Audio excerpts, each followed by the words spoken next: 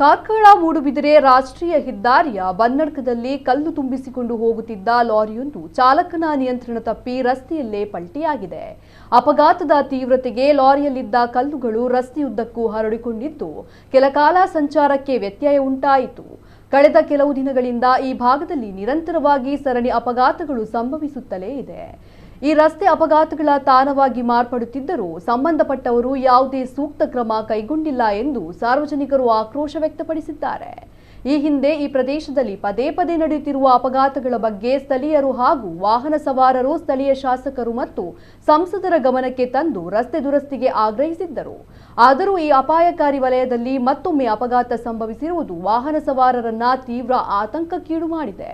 ಇನ್ನಾದರೂ ಜನಪ್ರತಿನಿಧಿಗಳು ಹಾಗೂ ಅಧಿಕಾರಿಗಳು ಎಚ್ಚೆತ್ತುಕೊಂಡು ಈ ರಸ್ತೆಯ ದೋಷಗಳನ್ನು ಸರಿಪಡಿಸಿ ಸೂಕ್ತ ಮುನ್ನೆಚ್ಚರಿಕಾ ಕ್ರಮಗಳನ್ನು ಕೈಗೊಳ್ಳಬೇಕೆಂದು ಸ್ಥಳೀಯರು ಮನವಿ ಮಾಡಿದ್ದಾರೆ.